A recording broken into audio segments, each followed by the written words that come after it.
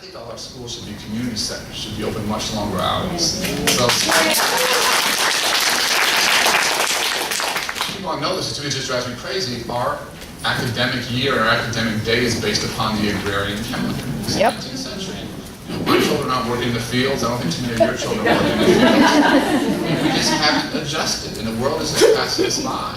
So I think our schools should be open 12, 13, 14 hours a day, 6, 7 days a week, 11, 12 months out of the year.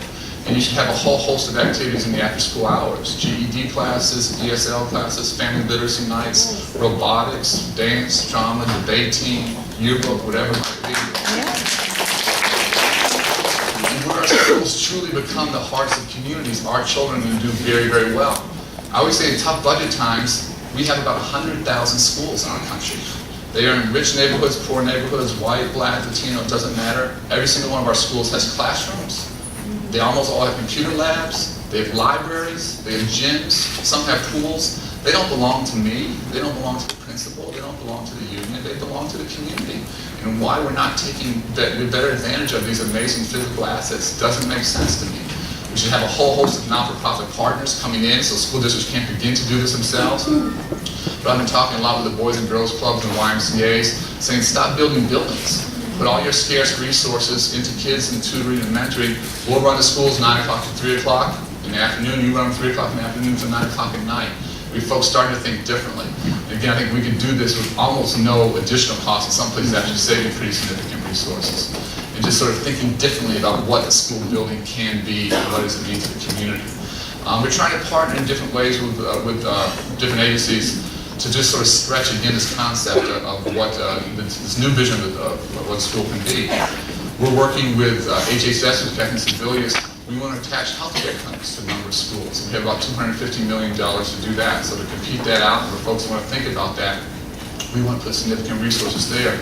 We're working very closely with Tom Vilsack in the Department of Agriculture, who's been a great partner, to increase the quality of the school lunches. And we know they're not nutrition, not nutrition there. We know they don't taste good enough. And we want to make sure our students are healthy. We want to make sure our students have a chance to exercise, build playgrounds. And so this combination of better food, combating obesity, making sure students can exercise. We also have a lot of children who are hungry. And often the same communities, you have this two sides of the same coin, some children being obese and some being very hungry. So what are we doing to make sure that those children that need not 2, but need 3 meals a day are getting them and have those kinds of opportunities? So just trying to partner in unusual ways, think in a much more holistic way about what schools can do for children in neighborhoods. And finally, all this is to what end?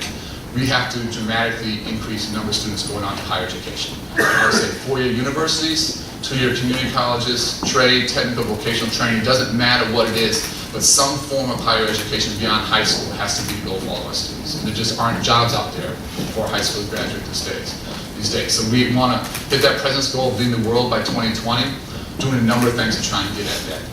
First, and hopefully you guys will appreciate this going forward, we dramatically simplified the financial aid form for college. And